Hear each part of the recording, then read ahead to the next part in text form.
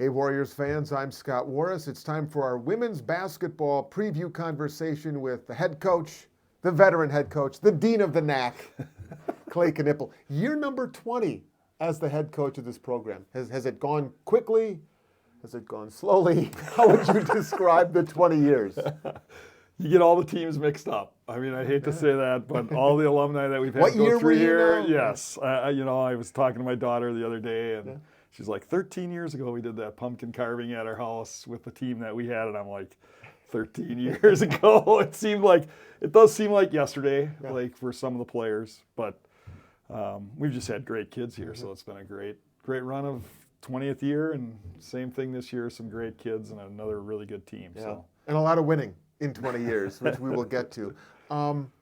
Take me into your off season. I mean, you as a coach, as long as you've been in this, do you still try to find ways of how can I improve? How can I get even better, stay on the cutting edge of things in this very competitive job and industry? Well, the big thing for us is like the players have kind of changed in the last few years, but still trying to keep that intense level with them.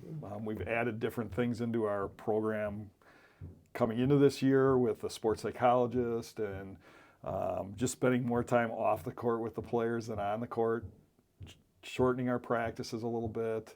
Just feel like for our players, that's changed kind of in the past. I used to go a lot longer. Yeah. Practices were, I yelled a lot more. I still yell, but are you mellowing? When I see the alumni, they just laugh at me because they're like, "You are so soft." Well, you make an interesting point because it's not just basketball. I mean, every sport, the landscape of how you coach and how players, you talk about the mental health of athletes is really, really important. And the emphasis now is finally there where it wasn't even it was an afterthought years ago. How else have you seen the sport change in just the 20 years as head coach here? Well, recruiting has changed a lot. Yeah. Like trying to get kids and just some of the type of kids we used to get. I don't want to say easier, but it was easier to get them now with full-time assistant coaches and just the different landscape for recruiting. That's changed a lot for us, and still only having part-time coaches and trying to compete with some of the best teams in the country, trying to figure out how we can get some of those kids in the recruiting process. That's probably been one of the bigger changes in the 20 years that's kind of just, there are more scholarships, it seems like, for kids. You look at some kids and you go, I can't believe they have a full ride somewhere. Could they play for us? Don't know. It's just changed a lot that way. And the entire world is smaller. Yeah. Social media, I mean, and maybe there's an advantage to that. I mean, maybe you can reach kids that would have never even known where Wisconsin was, let alone know there's a Wisconsin Lutheran College, so many years ago. You can reach them now because everything's smaller. It's easier to get in touch with people, right? Yeah. I think that. I think probably where I've suffered a little bit in recruiting is not reaching out farther because I'm more of a family guy with a family that is close.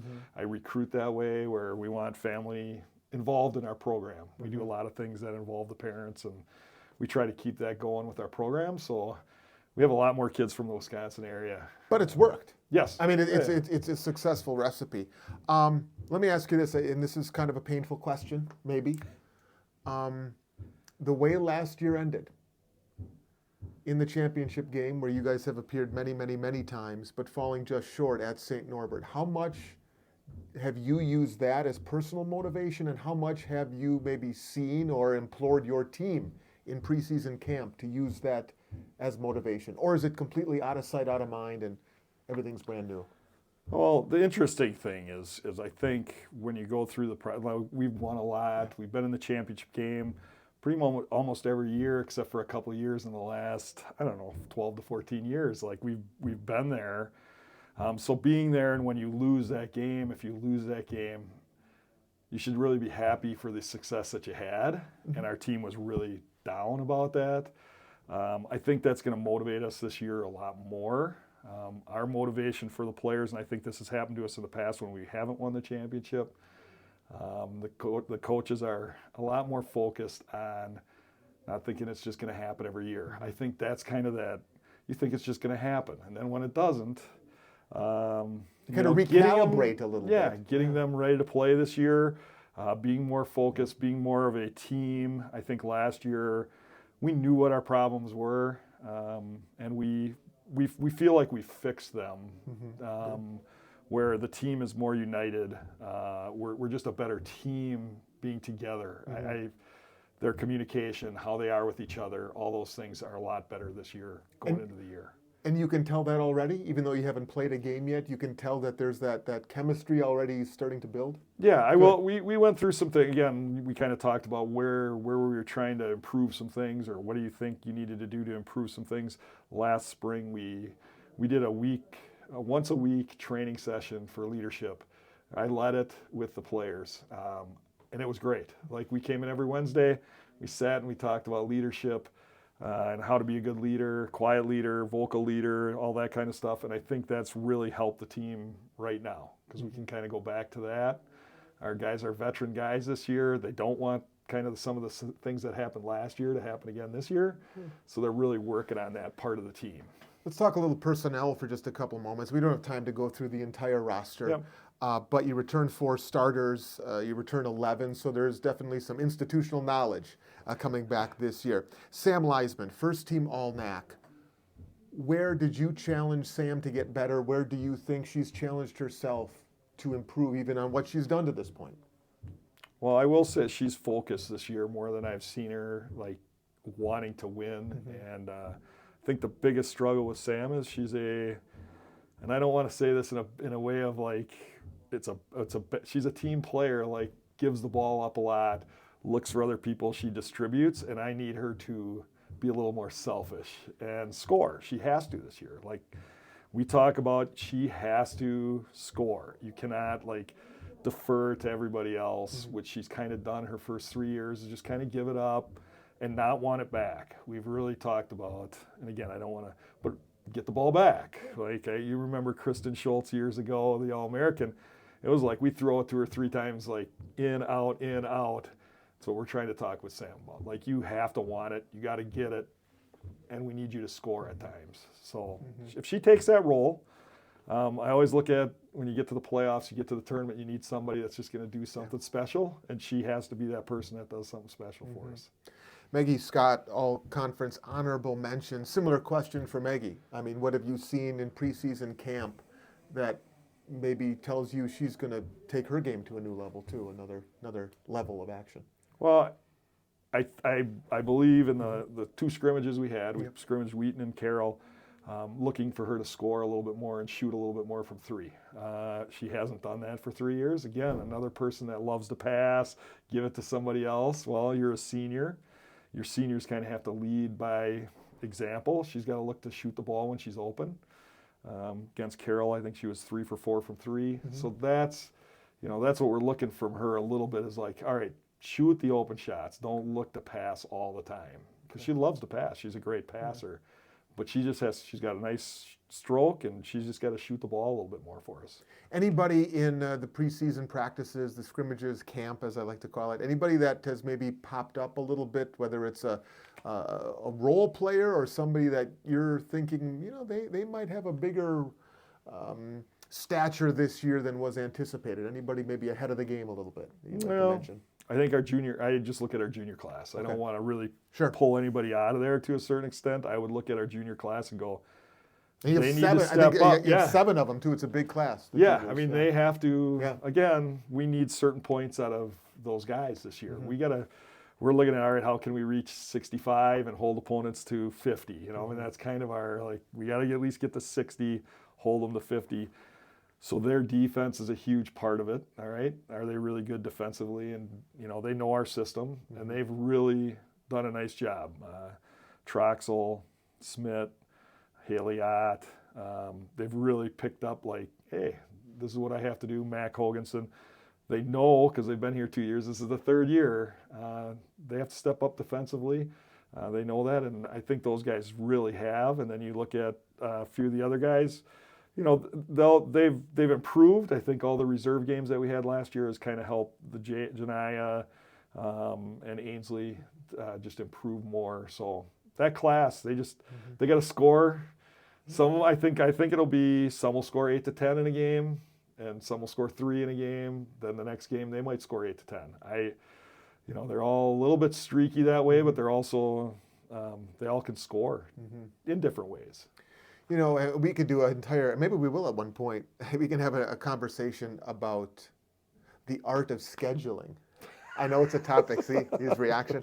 I know it's a topic near and dear to your heart. But as somebody who has been here myself in your full 20 years as head coach, it has been remarkable to watch the profile and the reputation of Warriors women's basketball grow throughout the Midwest and then eventually grow from coast to coast across the country. It comes with success.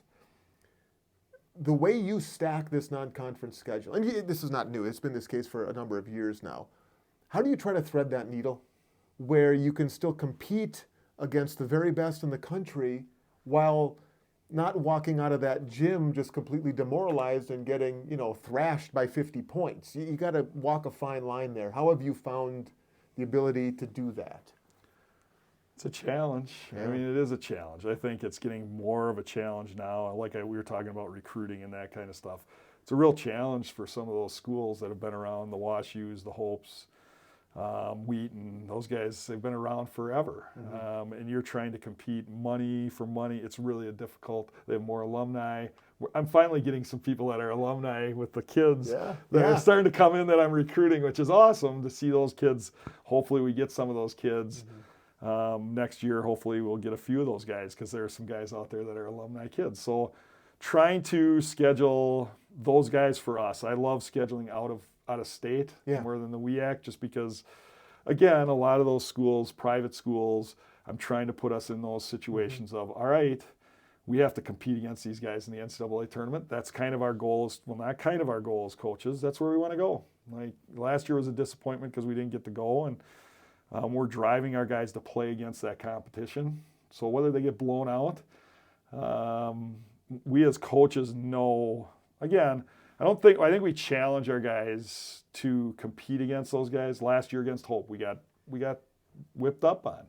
Now again, there were a couple factors in there why it happened, but then you go back and you look and there's a 10-minute stretch or 5 to 10-minute stretch where we gave up 20 points and didn't score. The rest of the game, if you watch it, it was like we're right there. We're hanging in there. So I think, we went to Transylvania last year, and we're going won there the again national title. Who won the national title. Right. We're one of the only teams that stayed within 10 of them all year at their place. And how do you do that? We make our players believe that they can play a little bit. I think that's, push them to believe that they can. They believe that they can. We throw some guys out there you might not look at, like walking through. We were just talking about walking through the airport. You look at my team and you might go, yeah. But they got a lot of heart.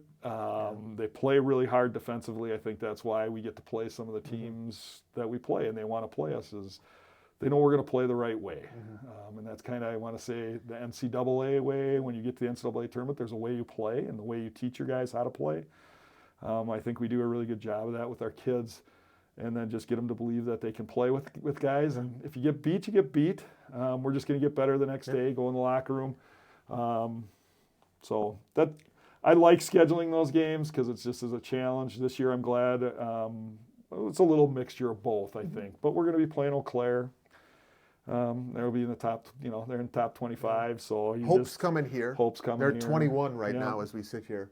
Yeah. Wartburg, the 8th ranked team, will be in the Paul F. Knipple Classic. You won't play them, but the reputation is there that it's a great event and they want to be here and play. And there's a chance, like you say, you'll be playing Transylvania again, who is currently the number 1 team, depending on how that tournament plays out down at their place. So, maybe we will have to at one point. We can talk about the scheduling because it's next amazing. Year's schedule is worse than this year's.